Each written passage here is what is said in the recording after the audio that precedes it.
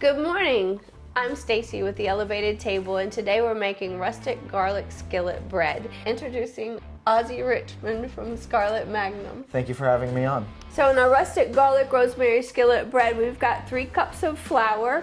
We'll be using our infused olive oil from the Elevated Table for about 25 milligrams per serving of pain relief.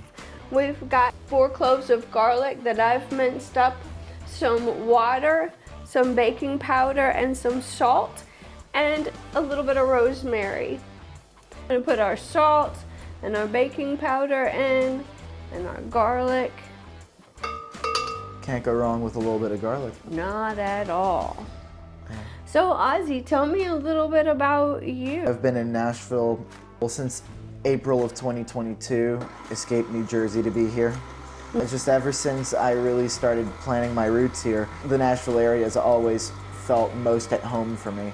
Since then, I've just never looked back, and I don't understand the smack talk that people have for Nashville. It seems like they're just talking out of their asses, just straight for internet cred, whatever that means, you know? Yeah. Not interested in any of it. Nashville's a great city, and if you don't like it, you know, you can save your luxury apartment for someone else who's more deserving of it, you know? Yeah. I have a love-hate relationship with Nashville.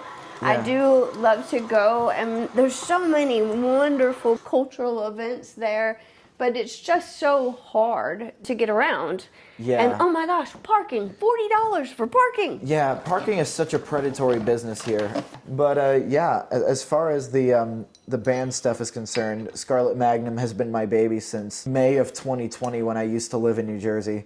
It used to be a 2-piece inspired by bands like Royal Blood, the Messenger Birds, Cut Glass Kings. Those guys are huge for me. They're out of Stourbridge, which is just outside of Birmingham in the UK. Yeah. And I will confidently say that without Cut Glass Kings, there wouldn't have been Scarlet Magnum. And they have such a timeless sound, but they're just 2 guys out of just outside of Birmingham making some good music together. Definitely check them out. They have a new record out, so I'm pretty stoked about that. Yeah, it's called From a Distant Place. As our sound progressively got a little bit heavier, a little bit dirtier, we started taking influence from bands like Cleopatra and Highly Suspect, kind of getting into the more dirtier blues kind of thing. There was a shift in like later 2022 when I started re-listening back to some of the music of my childhood, like the Beatles, the Kinks, the Byrds, some early Stones, the Velvet Underground, etc. And then the next thing you know, I really started to dive more into those influences, which kind of gave rise to, I think, this perfect fusion of those 2 sounds, those timeless melodic sensibilities with the modern, boisterous kind of thing, which I think is something that is kind of missing in today's landscape. All right, so we've mixed all of our ingredients and we've allowed the dough to knead for about a minute. So now we're gonna take it out and we're gonna shape it into a ball and kind of squish it down and put it in the pan, and we're gonna fry it for about 20 minutes.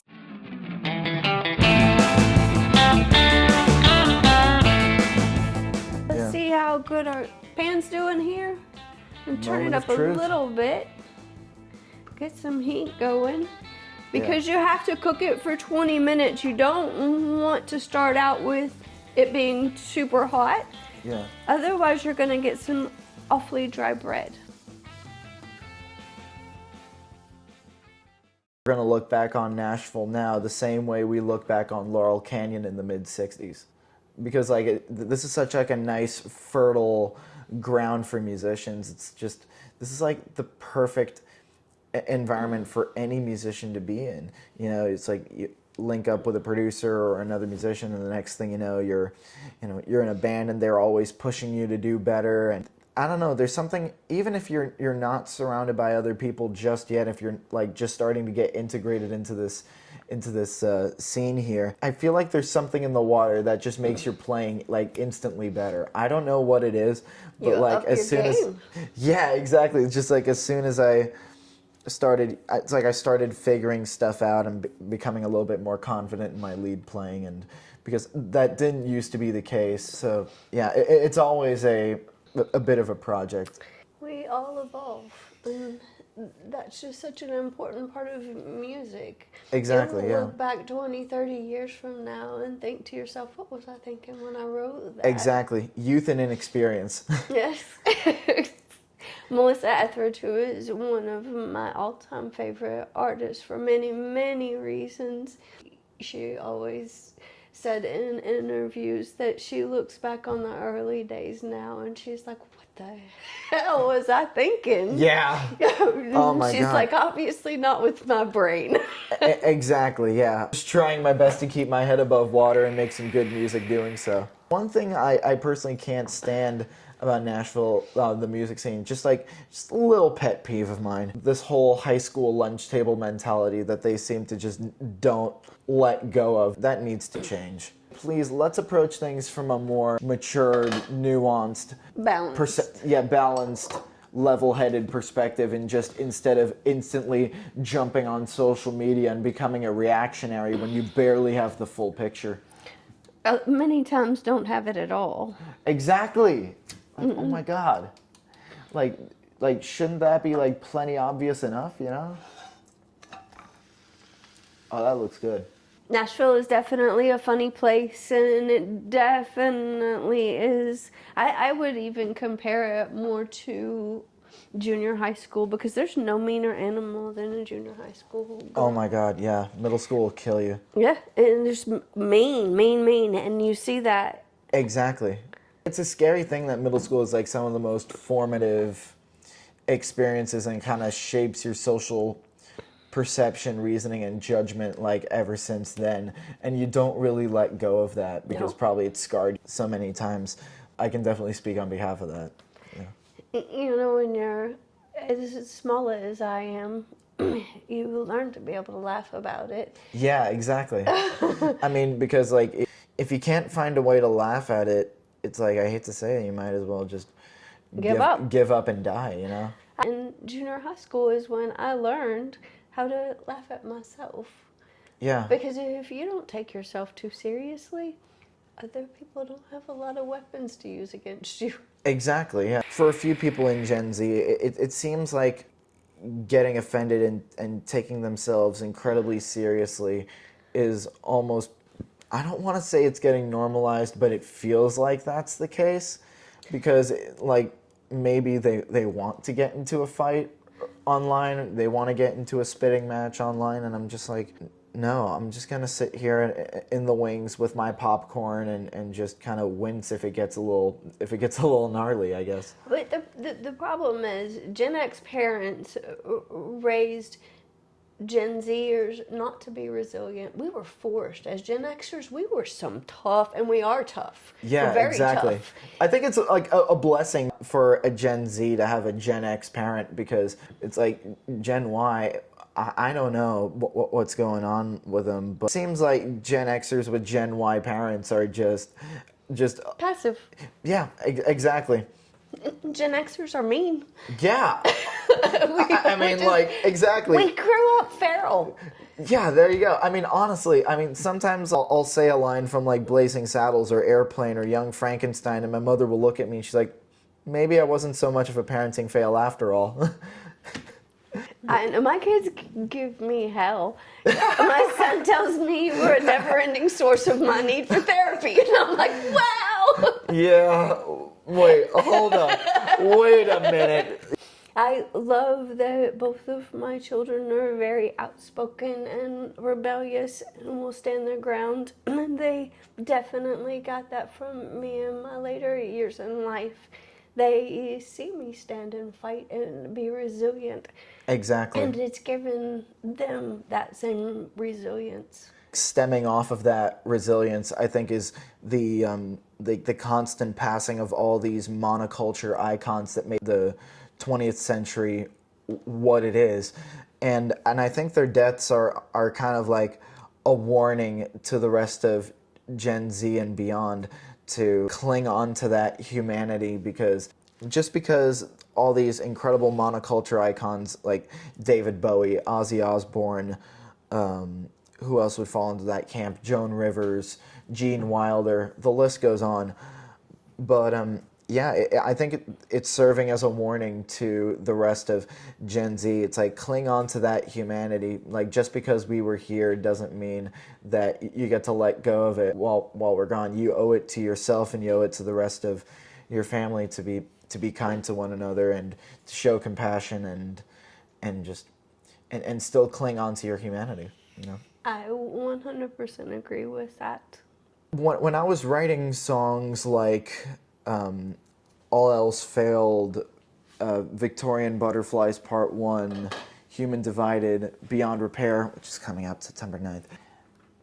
When I was writing songs like that, I was approaching things from a very short-sighted, very emotionally immature, one-sided lens that now, looking back on that, I'm like, no. It's a scary thing sometimes being a songwriter, because at some point you have to live out what you write. Right. And they almost serve as predictions for what happens in your day-to-day. I mean, I remember when I was in the hospital one time recovering from a vehicular accident, I was like in the hospital bed, and then I was thinking, oh my God, like the track list on Ghost Stories on Supernatural Occurrences, our EP, it almost played out exactly like the moments leading up to this. So like a self-fulfilling prophecy. Exactly. So now I've been very careful as to what I write now, because take it from me, the world does not need another song or another little anecdote of personal hardship and anguish. You gotta balance that with the whole yin and yang dynamic. It's like you want to hold on to, the dark, short-sighted songs every once in a while. Yeah. Exactly, and then balance them out with some more mature, nuanced, more uplifting takes on life. I found my way through this fire. Exactly, yeah, and I want to instill that same sense of confidence onto the rest of my audience and whoever else is going to discover Scarlet Magnum. That's awesome.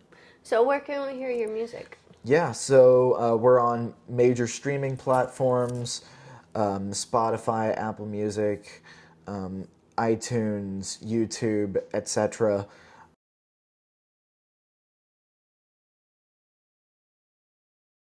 Yeah, we also have a new single on the way called Beyond Repair that comes out September 9th. I was very fortunate to be with Ace Monroe's producer, Andy Freeman. Oh, nice. He's one of the sweetest dudes on the planet, and his studio is like a treasure trove of vintage gear that I got the opportunity to play through. A lot of rare stuff, a lot of weird esoteric things. Like for some harsh vocals on the recording, we used this carbon microphone that was ripped out of a Soviet tank. Oh, wow. And we ran that thing through his 32 channels of vintage Neve preamps from like the early 80s. And we recorded it into Pro Tools through those Neve preamps, and then he warmed it up on a 24-track tape machine to get it nice and warm, and then he slammed it with some outboard gear that he's got. His Instagram is Andy Freeman AF, and yeah, he does great work, and everything he does just sounds like an absolute freight train, and it's absolutely killer. Andy does some great work. That's amazing. Yeah, and for some cleaner guitar parts, especially in the first verse, I used his 1998 Gretsch Duojet that he swapped out the pickups on, going into a Korg era Vox AC30, kind of going for that more like cleaner British sound. Yeah. But still can be kind of surfy, a la Hank Marvin and the Shadows kind of thing. Mm-hmm. Early like 62 Cavern era Beatles kind of thing. And yeah, that combination sounds really, really good, especially if you hit it with like a little bit of reverb, a little bit of tremolo. Just chef's kiss right there. Oh yeah. There you go. That's the good stuff right there. Nice pull to it. Yep, not bad. Try it out. Yeah, let's do it. So we've got a balsamic reduction with our infused olive oil and just some Italian seasoning. That's pretty good. This kills. Great job. Thank you.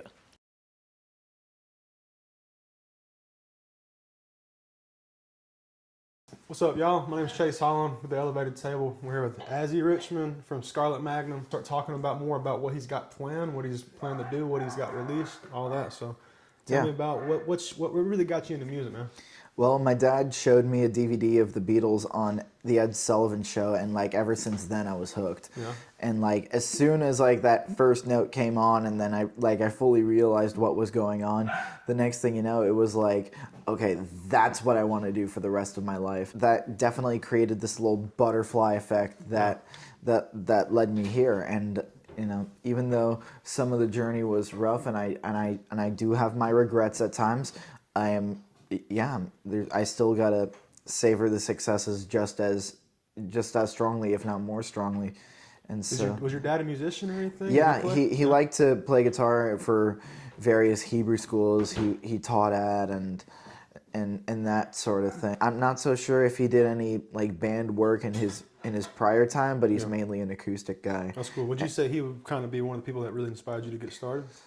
Sorta, kinda. It was more so the artists he was showing me at the time, like John Lennon, Jimmy Page. So he was plugging you in with it. Yeah, he was plugging me in with some good stuff, and then my mother got me my first proper guitar starter pack, which was an Epiphone Les Paul Special 2, and that lasted me a full 10 years before that got sacrificed to the greater good for rock and roll when it got smashed at a show. No. But then again, I have much nicer guitars that I cherish a lot more now because I'm a huge tech head. I like to modify, repair my guitars and just make sure they're in tip-top shape. You mentioned something about being a guitar tech as well, right? Yeah. So I used to do some time at MIRC, which is the Musical Instrument Reclamation Corporation. Mm-hmm. And what they specialize in is that they take guitars that are like buyer's remorse from other dealers or defected guitars from the manufacturer. They would come to MIRC, we'd fix them up and then sell them off as refurbished used instruments. And so some of my favorite guitars have been employee purchases. My number one right now is an Epiphone ES355 that I've modded, and that's become like the guitar I judge all others by. It's got like a really nice kind of batty neck on it. It's not like too overbearing like how some Les Pauls can get. Yeah. But I love Les Paul, but man, they're heavy. Yeah, they're heavy, but so heavy. There comes a point, kind of like Tellys, where you don't know you need a Les Paul until you need a Les Paul, and that happened to me before. That's the truth. You can't get nothing like a Les Paul with the humbucker sound they got. Exactly, yeah. I am working with a smaller pickup winder just outside of Mobile, Alabama, Alex Tivo. He's been doing a new thing called Tone Volta guitars.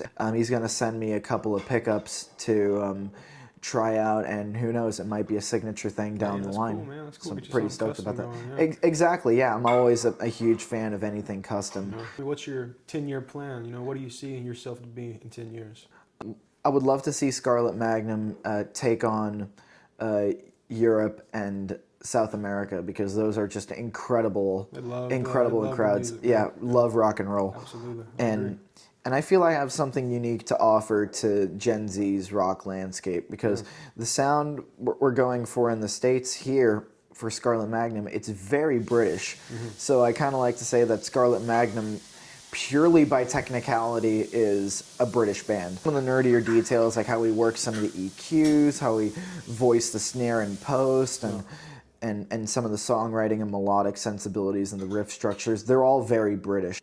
Scarlet Magnum will be like the next influential American rock band. I'm calling it right now. So yeah, man, because speak it into existence, right? Exactly, yeah, because the last like really influential American band to come out of the States was either the White Stripes or Queens of the Stone Age. I want Scarlet Magnum to be the sound of the late 2020s going into the 2030s, combining some of those timeless melodic sensibilities at the same time with a more thunderous, modern, alternative sound. It has a classic aesthetic and all that sort of stuff. You guys have a project coming out soon too, right? Yeah, we have a new single coming out called Beyond Repair. Comes out on September 9th. We're self-distributing, so that's That's really cool. We're using a new distributor called Cage Riot, which also helps do some promo stuff as well. That's cool.